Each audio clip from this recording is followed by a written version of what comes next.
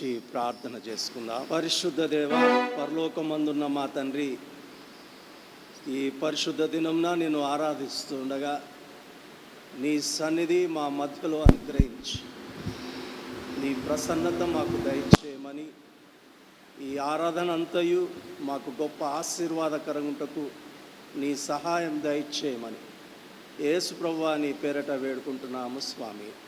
ఆమేన్.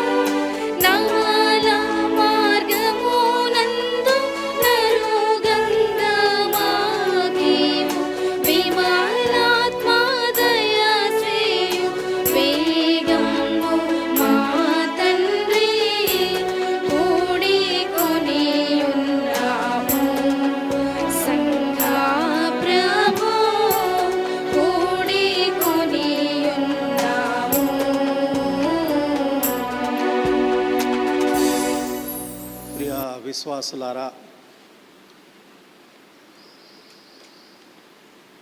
ఈ పరిశుద్ధ దినంన దేవుని ఆరాధించటకు వచ్చినటువంటి మనం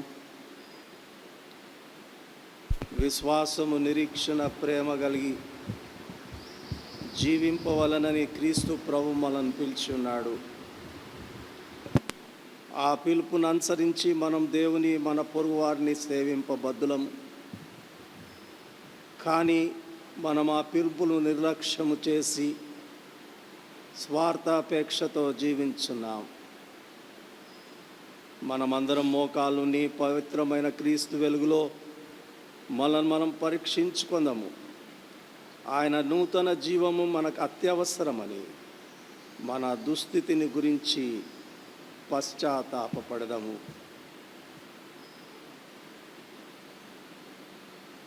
పవిత్రమైన దేవా, నేను ఆరాధించి సేవించుటకు యోగ్యులము కామని ఒప్పుకొంచున్నాం.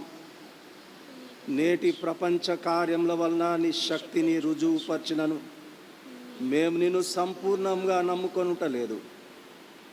మానవ జాతిని వినూత్నపరచుటకును నీతి న్యాయములను స్థాపనకును మమ్మలను పిలిచితివి, కానీ ఈ క్రియ మాచే నెరవేర్తుమని మేము నిరీక్షించటలేదు. మా పొరుగు వారిని వారి అక్కర్లను తీర్చుటకు నీవు మమ్మలను సవాలు చేస్తేవి, కానీ మాలో ప్రేమ లేనందున నీ చిత్తమునకు అవిధేయులమైతిని. మానవుల మధ్య నిజమైన సేవా జీవితం జీవించకు నిశ్చయించుకొంచున్నా. దేవా, మమ్మలను క్షమించి నీ శాంతిని మాకు అనుగ్రహించుము. ప్రియ దేవా, మా తండ్రి, మా పాపములు నీ యొక్క సన్నిధిలో ఒప్పుకొని ఉండగా మమ్మలను పరిశుద్ధపరిచి పవిత్రపరిచి నీ సేవ కొరకు ప్రభువా మమ్మల్ని సిద్ధపరిచి విశ్వాస జీవితంలో ముందుకు సాగి వెళ్ళుటకు నీ కృప దయచేయమని యేసు ప్రభువా నీ పేరట వేడుకుంటున్నాము స్వామి. ఆమెన్. పరిశుద్ధ గ్రంథం నుండి ఈ దినం కొరకు ఏర్పాటు చేయబడ్డటువంటి భాగాలు చదవబడతాయి. చేయబడిన మొదటి బైబిల్ పాఠము కీర్తనలు 19వ అధ్యాయము 9 నుండి 11 వచనాలు చదువుకుందాం. యెహోవా యందైన భయము పవిత్రమైనది, అది నిత్యము నిలుచును. యెహోవా న్యాయ విధులు సత్యమైనవి, అవి కేవలము న్యాయమైనవి. అవి బంగారు కంటెను, విస్తారమైన మేలిమి బంగారము కంటెను కోరదగినవి.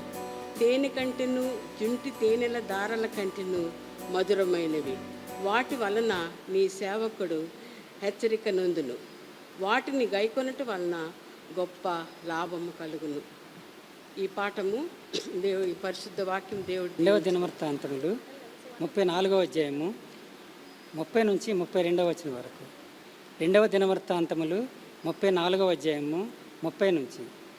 రాజును యోధా వారందరూ యెరూషలేము కాపురస్తులను యాజకులను లేవీయులను జనులలో పిన్నల పెద్దలందరూ యెహోవా మందిరమునకు రాగా యెహోవా మందిరమందు దొరికిన నిబంధన గ్రంథపు మాటలన్నీ వారికి వినిపింపబడిను. పిమ్మట రాజు తన స్థలమందు నిలువబడి, నేను యెహోవాను అనుసరించుచు ఆయన ఇచ్చిన ఆజ్ఞలను శాసనములను కట్టలను పూర్ణ మనస్సుతో పూర్ణ హృదయముతోను గైకొనుచు ఈ గ్రంథమందు వ్రాయబడిన నిబంధన మాటల ప్రకారముగా ప్రవర్తించునని యెహోవా సన్నిధిని నిబంధన చేసుకున్నాను. మరియు అతడు యెరూషలేమునందున్న వారిని అందరినీ బెన్యామీనులందరినీ అట్టి నిబంధనకు ఒప్పుకొన చేసిన గనుక యెరూషలేము కాపురస్తులు తమ పితరుల దేవుడైన దేవుని నిబంధన ప్రకారము ప్రవర్తించిరి. దేవుడి పరిశుద్ధ వాక్యం. అపోస్తల కార్యముల గ్రంథము 8వ అధ్యాయము 35వ వచనం నుంచి 38వ వచనం వరకు. అందుకు ఫిలిప్పు నోరు తెరచి ఆ లేఖనమును అనుసరించి అతనికి యేసును గూర్చిన సువార్త ప్రకటించెను. వారు త్రోవలో వెలుచుండగా నీళ్లున్న ఒక చోటికి వచ్చినప్పుడు నపుంసకుడు, ఇదిగో నీళ్లు, నాకు బాప్తిస్మమిచ్చుటకు ఆటంకమేమని అడిగి రథము నిలుపమని ఆజ్ఞాపించెను. ఫిలిప్పు, నీవు పూర్ణ హృదయముతో విశ్వసించిన ఎడల పొందవచ్చునని చెప్పెను. అతడు యేసుక్రీస్తు దేవుని కుమారుడని విశ్వసించుచున్నానని ఉత్తరమిచ్చెను. ఫిలిప్పు నపుంసకుడు ఇద్దరును నీళ్ళలోకి దిగిరు. అంతటా ఫిలిప్పు అతనికి బాప్తిస్మమిచ్చెను. ఈ వాక్యం దేవుడు దీవించును. ఈ దినమునకై ఏర్పరచబడిన సువార్త పాఠ భాగంగా లూకా సువార్త 24వ అధ్యాయము 30 నుండి 32 వరకు. ఆయన వారితో కూడా భోజనమునకు కూర్చున్నప్పుడు ఆ రొట్టెను పట్టుకొని స్తోత్రం చేసి దాన్ని విరిచి వారికి పంచిపెట్టగా వారి కన్నులు తెరవబడి ఆయనను గుర్తుపట్టిరి. అంతటా ఆయన వారికి అదృశ్యుడాయను. అప్పుడు వారు ఆయన త్రోవలో మనతో మాట్లాడుచు లేఖనములను మనకు బోధపరచుచున్నప్పుడు మన హృదయములలో మండుచుండలేదా అని ఒకనితోనొకడు చెప్పుకొనిది.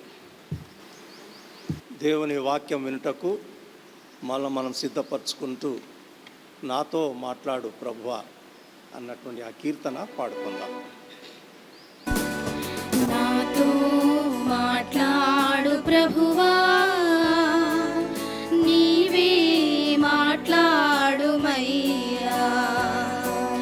నాతో మాట్లాడు ప్రభువా,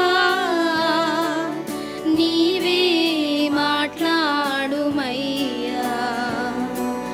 నీవు పలికితే నాకు మేలయా, నీవు పలికితే నాకు మేలయా. నీ దర్శనమే నాకు చాలయా, నీ దర్శనమే నాకు చాలయా. నాతో మాట్లాడు ప్రభువా, నీవే మాట్లాడుమయ్యా.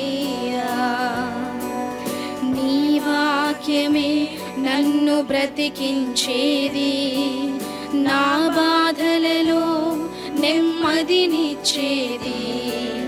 నీ వాక్యమే నన్ను బ్రతికించేది, నా బాధలలో నెమ్మదినిచ్చేది. నీవు పలికితే నాకు మేలయా, నీవు పలికితే నాకు మేలయా. నీ దర్శనమే నాకు చాలయా, నీ దర్శనమే నాకు చాలయా. నాతో మాట్లాడు ప్రభువా, నీవే మాట్లాడుమయ్యా. నీ వాక్యమే స్వస్థత కలిగించేది, నా వేదనలో ఆదరణిచ్చేది. నీ వాక్యమే స్వస్థత కలిగించేది, నా వేదనలో ఆదరణిచ్చేది. నీవు పలికితే నాకు మేలయా, నీవు పలికితే నాకు మేలయా. నీ దర్శనమే నాకు చాలయా, నీ దర్శనమే నాకు చాలయా. నాతో మాట్లాడు ప్రభువా, నీవే మాట్లాడుమయ్యా. నీ వాక్యమే నన్ను నడిపించేది, నా మార్గములో వెలుతురునిచ్చేది. నీ వాక్యమే నన్ను నడిపించేది, నా మార్గములో వెలుతురునిచ్చేది. నీవు పలికితే నాకు మేలయా, నీవు పలికితే నాకు మేలయా. నీ దర్శనమే నాకు చాలయా, నీ దర్శనమే నాకు చాలయా. నాతో మాట్లాడు ప్రభువా, నీవే మాట్లాడుమయ్యా. నాతో మాట్లాడు ప్రభువా, నీవే మాట్లాడుమయ్యా. తలలు వంచి ప్రార్థన చేసుకుందాం. పరిశుద్ధ దేవ, పరలోకమందున్న మా తండ్రి, నీ పరిశుద్ధ దినంన నీ విశ్వాసులమందరము కూడా మా గృహములలో కలిసి విశ్వాసులందరితో ప్రభువా ఆరాధించుటకు నీవిచ్చినటువంటి కృపను బట్టి నీకు స్తోత్రాలు చెల్లిస్తున్నా. నీ పరిశుద్ధ లేఖనంలో ఉన్నటువంటి సత్యములను మేమందరం కలిసి ధ్యానం చేస్తుండగా పరిశుద్ధాత్మదేవ ఈ ధ్యానమును మా అందరికీ మేలుకరంగా ఉండినట్లుగా నీ ఆత్మచేత నడిపించమని యేసు ప్రభువా నీ పేరట వేడుకుంటున్నాము స్వామి. ఆమేన్. ప్రియ విశ్వాసులారా, ఈ పరిశుద్ధ దినంన మీతో కూడా కలిసి ఈ విధంగా ఆరాధించుటకు, వాక్య పరిచర్య జరిగించుటకు దేవుడిచ్చినటువంటి ఒక మంచి అవకాశాన్ని బట్టి దేవునికి వందనాలు తెలియజేస్తున్నాం. ప్రతి ఆదివారం మనం వచ్చి ఒకే దేవాలయంలో ఆరాధించే వాళ్ళం. కానీ ఇప్పుడు ప్రతి గృహం దేవుని యొక్క ఆలయంగా మారిపోయింది. మన గృహాలలో మనం దేవుని ఆరాధిస్తున్నాం, స్తుతిస్తున్నాం, వాక్య ధ్యానం చేసుకుంటున్నాం, ప్రార్థిస్తున్నాం. మరి ఆది సంఘంలో కూడా వారి ఇంటింట కూడి వారు ఆరాధించి రొట్టె విరిచిరి అన్నటువంటి విషయాన్ని జ్ఞాపకం చేసుకుంటూ మరి తిరిగి దేవుడు మనమందరం కలుసుకొని ఆరాధించుటకు ఏ దినమైతే మనకు దేవుడు అవకాశం ఇస్తాడో ఆనాడు తిరిగి మనమందరం కలిసి ఆరాధన చేసుకొని దేవుని స్తుతించి మహిమపరిచి ముందుకు సాగి వెళ్ళాలని నా యొక్క ప్రార్థన. మరి దేవుడు తన యొక్క కృపలో మనలను, మన కుటుంబాలను, మన ప్రియులను కాపాడుతున్న విధం బట్టి దేవునికి వందనాలు తెలియజేస్తున్నా. ఇంకనూ ఆయన సన్నిధి మనకు అనుగ్రహించాలని నా యొక్క ప్రార్థన. ప్రియులారా, ఈ పరిశుద్ధ దినంన మన ధ్యానం కొరకై ఏర్పాటు చేసుకున్నటువంటి అంశం పునరుత్థానుడైన యేసుతో లేఖనములను తిరిగి చదువుట. మరి మనమందరం కూడా యేసుక్రీస్తు యొక్క పునరుత్థానం తర్వాత ఈ ఆదివారంలో ఉన్నాం కాబట్టి ఈ పునరుత్థానం తర్వాత యేసుక్రీస్తు ప్రభు మరి విశ్వాసులకు కలుసుకున్నప్పుడు వారికి కలిగినటువంటి ఒక్కొక్క అనుభవాలను గురించి బహుశా ఈ 2-3 వారాలు మనం ధ్యానం చేసుకుంటూ ఉంటాం. ఈ దినమున పునరుత్థానుడైన యేసుతో లేఖనములను తిరిగి చదువుట అంటే మనం చదువుతా లేవని కాదు, కానీ వాక్యాన్ని తిరిగి తిరిగి చదువుట ద్వారా వాక్యంలో నుండి నూతన ఆలోచనలు, నూతన భావాలు, నూతన వివరణ పరిశుద్ధాత్మ దేవుడు మనకు అనుగ్రహిస్తూ ఉంటున్నట్టుగా మనం చూస్తాం. తిమోతికి రాసినటువంటి 2వ పత్రికలో 3వ అధ్యాయంలో 17వ వచనంలో మనం ఏం చూస్తామంటే, దైవావేశం వలన కలిగిన ప్రతి లేఖనము అంటాడు. అంటే మనకి ఇవ్వబడ్డటువంటి ఈ లేఖనములు కానివ్వండి, ధర్మశాస్త్రం కానివ్వండి, పరిశుద్ధ గ్రంథము కానివ్వండి, దేవుని యొక్క వాక్యం కానివ్వండి, ఇవన్నీ కూడా పరిశుద్ధాత్మ యొక్క ప్రమేయం వల్ల ఇవి వ్రాయబడ్డాయి అన్నటువంటి సత్యాన్ని మనమందరికీ కూడా ఇందులో భావన కలుగుతున్నట్టుగా మనం చూస్తున్నాం. అయితే ప్రియులారా, ఈ లేఖనములు సజీవమైనవి, శక్తి గలది మరియు హృదయములను శోధిస్తూ ఉంటున్నట్టుగా మనం చూస్తాం. లేఖనములు ప్రతిదినము కూడా మనం చదువుతూ ఉండగా దేవుడు మనతో మాట్లాడుతూ ఉన్నట్టుగా మనం గమనిస్తాం. దీన్ని చదవాలి, తిరిగి చదవాలి. అప్పుడే దేవుని చిత్తాన్ని మనం గ్రహించగలుగుతాం. దీన్ని తెలుసుకొనాలి, తిరిగి తెలుసుకొనాలి.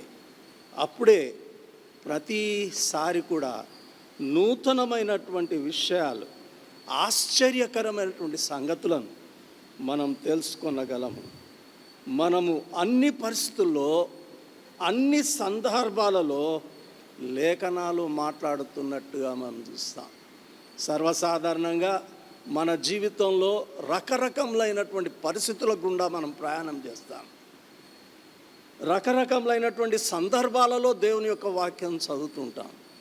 దేవుని యొక్క వాక్యంలో ఉన్నటువంటి గొప్పతనం ఏంటంటే, నువ్వు ఏ పరిస్థితుల్లో చదివినా, ఏ సందర్భంలో చదివినా దేవుడు మనతో మాట్లాడుతూ ఉంటున్నట్టుగా మనం గమనిస్తూ ఉన్నాం. ప్రియులారా, ఈ దినమున 4 లేఖన భాగాలు మనకు చదవబడ్డాయి. అసలు మొత్తం లేఖన భాగాల కంటే దానిలో చిన్న చిన్న భాగాలు మాత్రమే చదువుకున్నాం. అయితే ఈ భాగాలలో లేఖనములను గురించి చాలా స్పష్టంగా దాని యొక్క ప్రత్యేకతలను గురించి వ్రాయబడ్డట్టుగా మనం చూస్తాం. మొట్టమొదట మనం ఏం చూస్తామంటే కీర్తనలు 19:7 నుండి 14 వచనాలు మనకు చదవబడ్డాయి.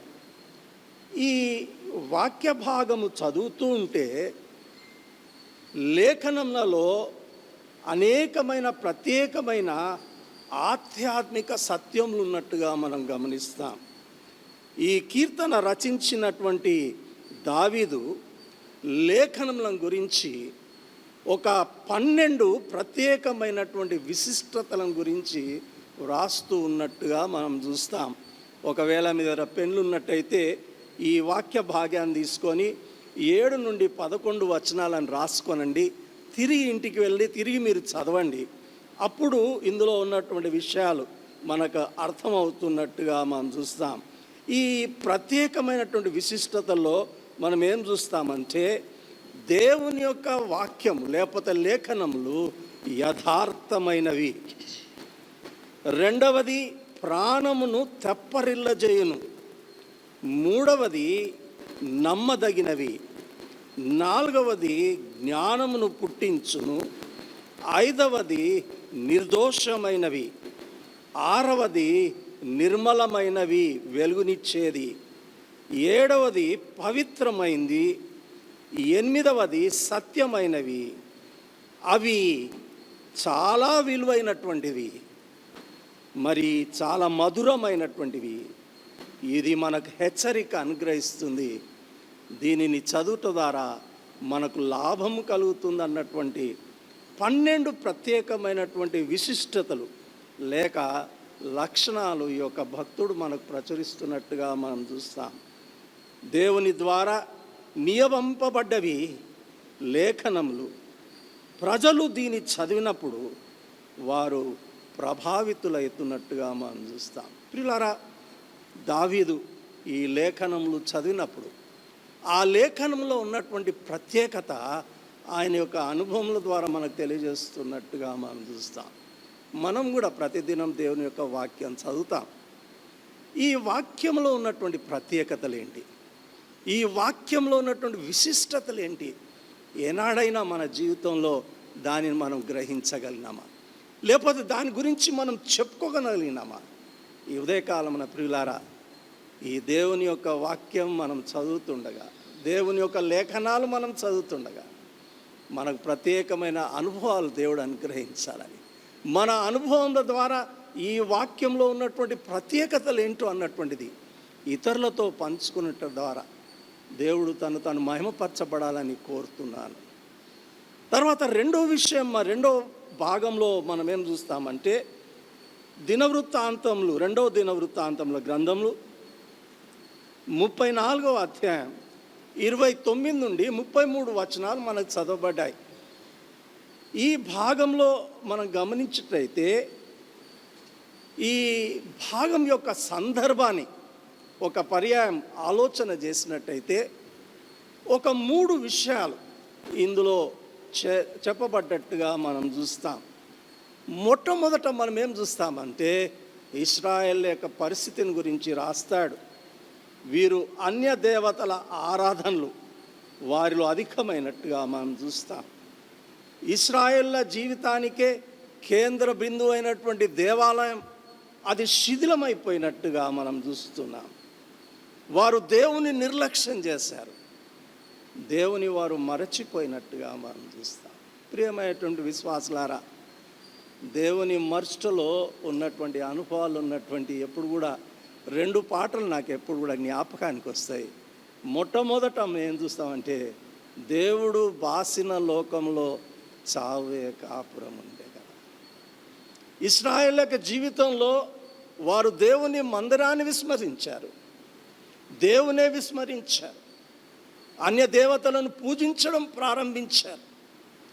కాబట్టి వారి మధ్యలో దేవుడు లేనట్టుగానే అయిపోయినట్టుగా మనం చూస్తాం. ప్రియులారా, రెండవ పాట మనం ఏం చూస్తామంటే, నీవు లేకుండగా ఈ లోకంలో నాకు ఏది కూడా ఉపయోగం లేదన్నటువంటి ఆ యొక్క పాట. ప్రియులారా, ఈ ఉదయకాలంన దేవుడు లేనటువంటి పరిస్థితి ఎవరికి కూడా రాకూడదని నా యొక్క ప్రార్థన. తర్వాత రెండో విషయాన్ని మనం ఏం చూస్తామంటే, యోషియా రాజుగా బాధ్యతలు తీసుకున్నట్టు ఈ భాగంలో రాస్తాడు. ఈ యోషియా రాజుని గురించి లేఖనములలో దేవుని అందు భయభక్తులు గలవాడు, దేవాలయంను మరమ్మత్తు చేసి తిరిగి ఆరాధనలు ప్రారంభించాలని, బలులు అర్పించాలని తాను ఏర్పాటు చేసుకుంటున్నట్టుగా మనం చూస్తున్నాం. కాబట్టి చాలా కాలానికి ఇంకొక రాజు యోషియా రాజుగా వచ్చి ఇశ్రాయేల్లో భయభక్తులు గలవాడై తాను తిరిగి దేవుని యొక్క ఆరాధనను పునరుద్ధరింపజేసి, ఏ దేవునైతే ప్రజలు మర్చిపోయారో ఆ దేవుని తిరిగి జ్ఞాపకం చేయాలని కోరుతున్నట్టుగా మనం చూస్తాం. దాని తర్వాత ప్రియులారా, ఈయన కాలంలో దేవాలయం మరమ్మత్తు జరిగిస్తుండగా ఒక ధర్మశాస్త్రం యొక్క ప్రథం వారికి దొరికింది. అనగా వారు దేవాలయంలో ఆరాధన చేయడం మానేశారు కాబట్టి ధర్మశాస్త్రంలో ఉన్నటువంటి సత్యములను కూడా వారు చదవడం మానివేశారు. ఆ యొక్క దేవాలయంలో ఉన్నటువంటి శిథిలాలలో ఆ యొక్క ధర్మశాస్త్రం లేకపోతే లేఖనములు పడవేయబడ్డట్టుగా మనం చూస్తాం. ఇందులో మూడో విషయం మనం ఏం చూస్తామంటే, ఎప్పుడైతే ఈ యొక్క ధర్మశాస్త్రాన్ని తీసి వారు చదవడం ప్రారంభించినారో ఇశ్రాయేలులో గొప్ప సంస్కరణ బయలుదేరినట్టుగా మనం గమనిస్తాం. వారిలో పశ్చాత్తాపం ఏర్పడింది. వారు దేవుని యొక్క వాక్యానుసారంగా జీవించాలని వారు తీర్మానం తీసుకున్నారు. కాబట్టి అన్యదేవతా సంబంధమైనవి నాశనము చేశారు. వారి జీవితాలను తిరిగి దేవునికి సమర్పించుకున్నారు. వారు దేవుని కొరకై తీర్మానాలు తీసుకున్నట్టుగా మనం చూస్తున్నాం. అవును ప్రియులారా, లేఖనములు, ధర్మశాస్త్రం లేకపోతే దేవుని యొక్క వాక్యం చదువుట ద్వారా, తిరిగి చదువుట ద్వారా ప్రియులారా మనలో గొప్ప సంస్కరణ జరుగుతూ ఉంటున్నట్టుగా మనం చూస్తాం. ఒక పర్యాయం క్రైస్తవ సంఘ చరిత్రను మీరు గమనించినట్టయితే, ఎప్పుడైతే దేవుని యొక్క వాక్యాన్ని లేకపోతే లేఖనములను వారు చాలా స్పష్టంగా చదివి తిరిగి చదివి వారి యొక్క జీవితాలకు అన్వయింప చేసుకున్నప్పుడు గొప్ప సంస్కరణ వారిలో జరిగినట్టుగా మనం చూస్తున్నాం. అవును ప్రియులారా, ఈనాటికి కూడా ఈ సంస్కరణ మన సంఘాలలో ఎంతో అవసరమై ఉంటున్నట్టుగా మనం చూస్తాం. ఈ మధ్యలో ఒక దైవ సేవకుడు దేవుని యొక్క వాక్యం చెప్పుతుండగా ఆ వాక్యంలో తానేం చెప్పాడంటే, ఒకప్పుడు సంఘం వారు సువార్త ప్రకటించినప్పుడు 1000 మంది సంఘంలో చేర్చబడ్డట్టుగా, 1000 మంది సంఘాలలో వాళ్ళు చేర్చబడ్డట్టుగా వారు రాయబడ్డట్టుగా మనం చూస్తాం. కానీ ప్రియులారా, ఈనాడు ఏమైపోయినాయి సంఘాలకు? ఈ సంఘాలలో అనేకులు రావడం లేదు, అనేకులు బాప్తిస్మం తీసుకోవడం లేదు. ఒక సంఘం నుండి ఇంకో సంఘానికి మనుషులు వెళ్తూ ఉన్నారు, కానీ మార్పు అన్నటువంటిది ఎక్కడ జరగనట్టుగా మనం చూస్తున్నాం. ఈ ఉదయకాలం నా ప్రియులారా, ఒక్కసారి మనల్ని మనం పరీక్షించుకొని దేవుని యొక్క లేఖనం, దేవుని యొక్క వాక్యం, పరిశుద్ధ గ్రంథం చదువుట ద్వారా గొప్ప సంస్కరణ మన సంఘాలలో జరగాలన్న యొక్క ప్రార్థన. ఈనాడు ఈ దేవుని యొక్క వాక్యాన్ని మనం చదవాలి, దానిని అంగీకరించాలి, దాని ప్రకారంగా జీవించాలి. అప్పుడే ఉజ్జీవం కలుగుతుంటున్నట్టుగా మనం చూస్తాం. తర్వాత మనం చదివినటువంటి 3వ బైబిల్ పాఠంలో మనం గమనించినట్లయితే అపోస్తుల కార్యముల గ్రంథం 8వ అధ్యాయం 26 నుండి 40 వచనాలు మనకు చదవబడ్డాయి. ఈ భాగంలో ఐథియోపియా రాణి వద్ద మంత్రిగా ఉంటూ ధనగారం అంతటిపై అధికారంలో ఉన్న నపుంసకుని గురించి వ్రాయబడ్డట్టుగా మనం చూస్తాం. ఈయన యెరూషలేమునకు వచ్చి ఆరాధించి తిరిగి తన స్వదేశానికి వెళ్తున్నటువంటి సందర్భం. బహుశా ఆయన ఆ యెరూషలేమునకు వెళ్ళినప్పుడు అక్కడ ధర్మశాస్త్రంలో ఉన్నటువంటి ఒక ప్రతి ఆయన కొనుక్కున్నాడో లేకపోతే ఎవరైనా ఇచ్చారో కానీ ఆయన దాన్ని సంపాదించుకొని తాను రథం వెక్కి వెళుతూ ఉన్నప్పుడు యెషయా గ్రంథంలో ఉన్నటువంటి సత్యములను గురించి ఆయన చదవడం ప్రారంభించాడు.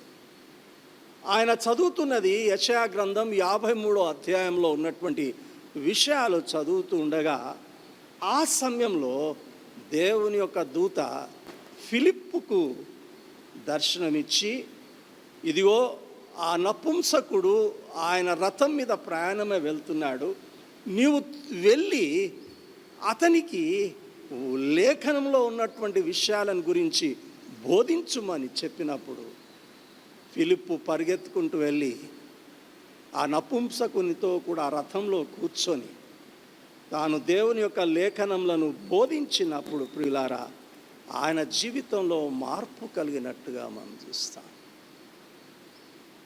ఆ రక్షణ సువార్త ఆయనను బాప్తిస్మంలోనికి నడిపించినట్టుగా మనం చూస్తాం.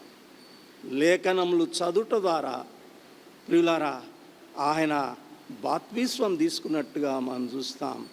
అక్కడ మనం ఏం చూస్తామంటే అతనితో రథంలో కూర్చొని లేఖనంను అనుసరించి అతనికి యేసును గూర్చిన సువార్త ప్రకటించెను.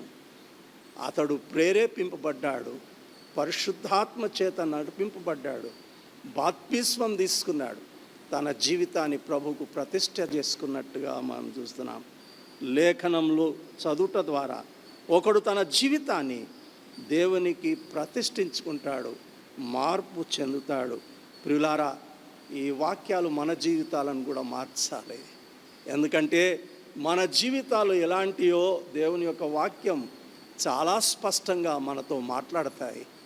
దేవుని యొక్క వాక్యంలో మన యొక్క రహస్య పాపములు కూడా కనబడతాయి. దేవుని యొక్క వాక్యం మనలను ప్రేరేపితులుగా చేసి మనం దేవునికి సమర్పించుకునేటట్టుగా చేస్తుంది. కాబట్టి ఈ వాక్యాలు మన జీవితాలను మార్చేటటువంటి వాక్యంగా ఉండాలని కోరబడుతున్నట్టుగా మనం చూస్తాం.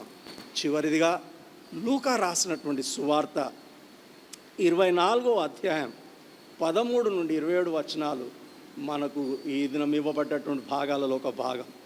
ఈ భాగంలో మనం ఏం చూస్తామంటే క్లెయోపా మరియు అతని స్నేహితుడు తన గ్రామమైనటువంటి ఎమ్మాయికి వారు బయలుదేరి వెళ్తూ ఉన్నారు. వారు యెరూషలేము నుండి ఎమ్మాయికి ప్రయాణమైపోతూ ఉన్నారు. వారి మాటల సందర్భాలలో మనం గమనించినట్టయితే వీరు యెరూషలేము పట్టణానికి వెళ్ళినప్పుడు అప్పుడు యేసుక్రీస్తు ప్రభువును వారు శ్రమ పెడుతున్నారు, సిలువ వేస్తూ ఉన్నారు. తదుపరి జరిగినటువంటి విషయాల్లో మనం ఏం చూస్తామంటే ఆయన పునరుత్థానమైన తర్వాత ఆయన శిష్యులు యేసుక్రీస్తు ప్రభు లేపబడ్డాడు అన్నటువంటి విషయాలు ఇవన్నీ కూడా ప్రకటితమైనటువంటి ఆ సమయంలో ప్రియులారా వీళ్ళు క్లెయోపా తన స్నేహితుడు ఆయన గ్రామానికి వారు ప్రయాణమైపోతారు. అంటే కనీసం ఒక 4-5 రోజులు వారు యెరూషలేము పట్టణంలో ఉన్నారు. కాబట్టి అక్కడ ప్రజలు విశ్వాసులు మాట్లాడుకున్న విషయాలని కూడా ఆయన తెలుసుకున్నాడు. ఏ విధంగా యేసును శ్రమ పెట్టారు, ఏ విధంగా వారు యేసును సిలువ వేశారు, యేసు ప్రభువును ఏ విధంగా సమాధి చేశారు, యేసు ప్రభు ఏ విధంగా లేపబడ్డాడు 3వ దినం అన్నటువంటి విషయాలన్నింటినీ కూడా వారు మాట్లాడుకుంటున్నటువంటి ఆ సందర్భంలో యేసు ప్రభు వారితో కూడా ప్రయాణం చేయడం ప్రారంభించినాడు. అనగా 3వ వ్యక్తి వారితో ప్రయాణం చేస్తున్నప్పుడు వారు యేసు అని గుర్తించలేదు, కానీ యేసయ్య వారితో ప్రయాణం చేస్తూ అనేక విషయాలు లేఖనంల నుండి బోధిస్తూ ఉండగా ప్రియులారా అక్కడ మనం ఏం చూస్తామంటే వారు లేఖనంలో అనేక విషయాలు తెలుసుకున్న తర్వాత వారి ఇల్లు సమీపించిన తర్వాత వారు వచ్చినటువంటి అతిథితో అయ్యా రండి మాతో కూడా బస చేస్తారంటే వాళ్ళ ఇంటికి వెళ్ళిన తర్వాత అక్కడ యేసుక్రీస్తు ప్రభు వారితో కూడా భోజనం కూర్చున్నప్పుడు ఆ రొట్టె తీసుకొని ఆయన విరచినప్పుడు వారు కన్నులు తెరవబడ్డాయి. వారు యేసు ప్రభుని చూచినట్టుగా మనం చూస్తాం. ప్రియులారా, ఈ సంభాషణ అంతట్లో కూడా 2 విషయాలు వీరు చాలా స్పష్టంగా చెప్తారు. ఏంటంటే, మొట్టమొదట ఏంటంటే, ఈ లేఖనములను ఆయన వివరిస్తూ ఉండగా మన యొక్క హృదయాలు మండలేదా, మండుచున్నట్లు మనకు అనిపించలేదా? రెండో విషయం మనం ఏం చూస్తామంటే, రొట్టె విరిచినప్పుడు యేసయ్య వారికి ప్రత్యక్షమైనట్టుగా మనం చూస్తాం. ఈ ఉదయకాలంలో ప్రియులారా, లేఖనములు చదివినప్పుడు హృదయంలో మంట పుట్టాలి. లేఖనములు మన యొక్క హృదయంలోను పరిశోధించాలి, పరీక్షించాలి. అప్పుడే ఆ మంట మనలో కలుగుతూ ఉంటున్నట్టుగా ఈ దినం నా ప్రియులారా, ఇలాంటి మంట దేవుని యొక్క వాక్యం చదువుతుండగా మనలో కలగడం లేదు. కాబట్టి మనలో ఎలాంటి చలనం కానీ చైతన్యం కానీ లేనట్టుగా మనం చూస్తాం. అనేక మంది భక్తులు పూర్వకాలంలో వారి వాక్యం చెప్పినప్పుడు వేల మంది యేసు ప్రభువుని అంగీకరించినట్టుగా మనం చూస్తాం. కారణం ఏంటంటే, దేవుని యొక్క వాక్యం చదువుతుండగా వారి హృదయంలో మంట పుట్టింది. దేవుని కొరకు ఆశ కొనుక్కున్నారు, ఆకలి కొన్నారు, దాహం కొన్నారు. దేవుని వైపు వారి యొక్క జీవితాలు సమర్పించుకున్నట్టుగా మనం చూస్తున్నాం. పిల్లారా, యేసు యొక్క పునరుత్థానం యొక్క అనుభవాలు వారి జీవితంలో పొందినట్టుగా మనం చూస్తాం. పిల్లారా, ఈరోజు కూడా అనేవే లేఖనములు చదువుతున్నాం. ఒకవేళ ఈ పరిశుద్ధ గ్రంథము లేకపోతే లేఖనములు, ధర్మశాస్త్రం, దేవుని యొక్క వాక్యం గురించి ఆలోచన చేస్తే తరతరాల బడి నుండి ఇదే లేఖనాలు మనం చదువుతున్నాం. మనలో ఒక 4 విషయాలు మనలో జరగాలని కోరబడుతున్నట్టుగా మనం చూస్తున్నాం. మొట్టమొదట మనం ఏం చూస్తామంటే, దేవుని యొక్క వాక్యంలో ఉన్నటువంటి విశిష్టత మనం తెలుసుకోవాలి. ఇవి జుంటి తేనెల కంటే మధురమైనవి. అంటే ఆ యొక్క విశిష్టత దాన్ని తెలుసుకున్నాడు కాబట్టి దాన్ని చదవాలనుకుంటాడు, తిరిగి చదవాలనుకుంటాడు. ప్రియులారా, మన జీవితంలో కూడా ఒక వాక్య భాగాన్ని మనం తిరిగి చదువుతాం, తిరిగి ధ్యానం చేస్తాం. మనం చదివినప్పుడల్లా కూడా, ధ్యానం చేసినప్పుడల్లా కూడా నూతన ఆలోచనలు, నూతనమైన తలంపులు, నూతనమైనటువంటి నడిపింపు దేవుని యొక్క వాక్యంలో కలుగుతూ ఉంటున్నట్టుగా మనం చూస్తున్నాం. అది మన జీవితాల్లో కలగాలని కోరబడుతున్నట్టుగా మనం చూస్తాం. రెండోది ప్రియులారా, ఆధ్యాత్మిక సంస్కరణలు అవసరం. చాలా మట్టుకు మన సంఘాల్లో విశ్వాస జీవితం ఏమైపోయిందంటే, మనము కోరినట్టుగా జీవించే ఈ విశ్వాస జీవితమే విశ్వాస జీవితం అనుకుంటాం. నేను చాలా పరిశుద్ధంగా ఉన్నానండి, చాలా పవిత్రంగా ఉన్నానండి, నేను దేవుని యొక్క వాక్యం చదువుతున్నాను, ప్రార్థన. కానీ ప్రియులారా, దేవుని యొక్క వాక్యం తిరిగి చదువు ద్వారా మనం ఎక్కడ సంస్కరణ చెందాలి, సంఘం ఎక్కడ సంస్కరణ చెందాలి? ప్రియులారా, ఈనాడు ఈ శతాబ్దంలో ఒకవేళ సంస్కరణ జరగకపోతే సువార్త ప్రకటించడం బహు కష్టంగా అవుతున్నట్టుగా మనం చూస్తున్నాం. సంఘాలలో సంస్కరణ జరగాలి, విశ్వాసుల జీవితాలలో సంస్కరణ జరగాలి. తర్వాత మూడోది ఏంటంటే ప్రియులారా, మనలో మార్పు అవసరం. ఇది మనలను దేవునికి సమర్పించుకునే వైపుకు నడిపిస్తున్నట్టుగా మనం చూస్తాం. నాలుగోది ప్రియులారా, యేసు యొక్క ప్రత్యక్షత వైపునకు మన ధ్యానం నడిపించాలి. అంటే మన దేవుడు ఇంకను సజీవుడైనటువంటి దేవుడైన, ఆయన సజీవుడై మన మధ్యలో సంచరిస్తున్నాడని, మన మధ్యలో ఉన్నాడని, మన హృదయాలలో ఉన్నాడన్నటువంటి ఆ అనుభవం ఈనాడు ఈ లేఖనములు మనకు అనుగ్రహించి ఈ యొక్క విశ్వాస జీవితంలో ఇంకను ముందుకు సాగిపోయేటటువంటి ఆ యొక్క కృప దేవుడు మనకందరికీ అనుగ్రహించును గాక. ఆమె 454వ సంగీతం. నేను ఈ వాడనై ఉండను.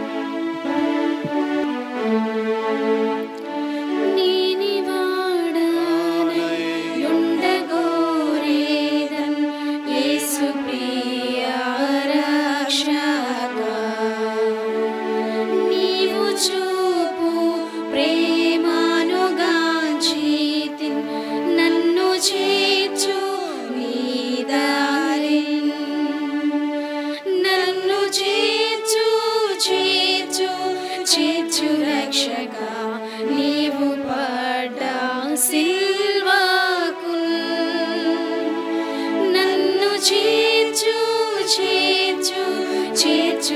రక్షకా గాయపడ్డ ప్రక్కకున్ నన్ను ప్రతిష్ట పరచు మీ నాథ నీదు కృప వల్లనే నాదునాత్మా నిన్ను నిరీక్షించు నీ చిత్తంబు నాదగు నన్ను చేర్చు చేర్చు చేర్చు రక్షక నీవు పడ్డ సిల్వకు నన్ను చేర్చు చేర్చు చేర్చు రక్షక గాయపడ్డ ప్రక్కకు నీదు సన్నిధి లోని కానుండా నెంత తుష్టి నాకగు స్నేహితునిగా మాటలాడేదన్ సర్వశక్త ప్రభుతో నన్ను చేర్చు చేర్చు చేర్చు రక్షక నీవు పడ్డ సిల్వకు నన్ను చేర్చు చేర్చు చేర్చు రక్షక గాయపడ్డ ప్రక్కకు నీదు దివ్య ప్రేమాతిశయము ఇహ బుద్ధి కందదు పరమందున దాని శ్రేష్టత నేననుభవించేదన్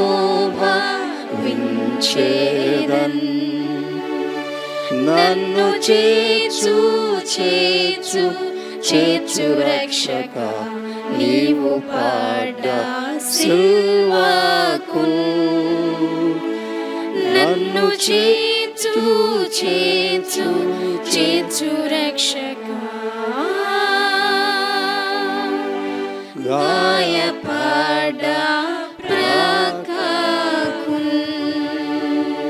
పరలోకమందున్న మా తండ్రి, ఈ పరిశుద్ధ దినంన నీ సన్నిధికి మమ్మల్ని చేర్చిన ఆయన నీ పరిశుద్ధ లేఖనములు చదువుట ద్వారా, తిరిగి చదువుట ద్వారా జరిగేటటువంటి గొప్ప ఆధ్యాత్మిక మేళ్లను గురించి నా తండ్రి మీరు బోధించిన విధం బట్టి నీకు స్తోత్రాలు చెల్లిస్తున్నాం. నాయనా, నీ వాక్యం చదివినప్పుడల్లా కూడా పరిశుద్ధాత్మదేవ మాతో కూడా మీరు నడిపించి మా జీవితాలు మా ప్రభువా నువ్వు వెలిగించి మాలో మంటను పుట్టించి మాలో సంస్కరణను దయచేసి మాలో మార్పులను అనుగ్రహించి మా జీవితాలను నీకు సమర్పించుకునే కృప దయచేయమని ప్రార్థిస్తున్నాను. ఈ ఉదయకాలం నా తండ్రి, ఈ ఆరాధనలో పాలు పొందినటువంటి ప్రతి కుటుంబాన్ని కూడా మీరు దీవించి ఆశీర్వదించి నీ సన్నిధి యొక్క ప్రత్యక్షత ప్రతి కుటుంబం కూడా అనుభవించటకు నీ సహాయం దయచేయండి. మా దేవా, మా ప్రభువా, ప్రపంచమంతా కూడా నా తండ్రి ప్రభువా మరి గందరగోళంలో ఉన్నటువంటి పరిస్థితుల్లో ఉంటుండగా ఇంకను ఈ ప్రపంచమంతా కూడా నీ స్వాధీనంలో ఉందని మేము నమ్ముతూ ఉన్నాం. ప్రభువా, నీ యొక్క కృప అనుగ్రహించి శ్రమ పడుతున్నటువంటి ప్రజానికి ప్రభువా నీ యొక్క క్షేమం త్వరలో ప్రభువా ఈ యొక్క వైరస్ వెళ్ళిపోనట్లుగా నీ యొక్క కృప దయచేయమని ప్రార్థిస్తున్నాం. మరి ఈ దినం మట్టుకైతే ప్రభువా మా సంఘాన్ని నీ యొక్క కృపలో నీ యొక్క కాపుదలలో క్షేమం అనుగ్రహించినందుకు నీకు స్తోత్రాలు. మేమే కాకుండా ప్రభువా మా చుట్టూ ఉన్నటువంటి ప్రజలందరినీ కూడా క్షేమంగా ఉంచండి నా తండ్రి. మా దేవా, మా ప్రభువా, మరి మా కుటుంబాలలో అనేకులైనటువంటి మా బిడ్డలు అమెరికాలో వేర్వేరు దేశాలలో ఉంటూ ఉన్నారు నాయన. వారిని యొక్క కృపలో వారిని భద్రపరిచి నీ క్షేమానికి వారిని అప్పగిస్తూ ఉన్నాం. నీ యొక్క కాపుదల ప్రత్యేకంగా అనుగ్రహించండి. అంతేకాకుండా మా ప్రభువా ఈ ఉదయకాలం నా తండ్రి మా పరిశుద్ధ సంఘాలన్నిటి కొరకు ప్రార్థిస్తున్నాం.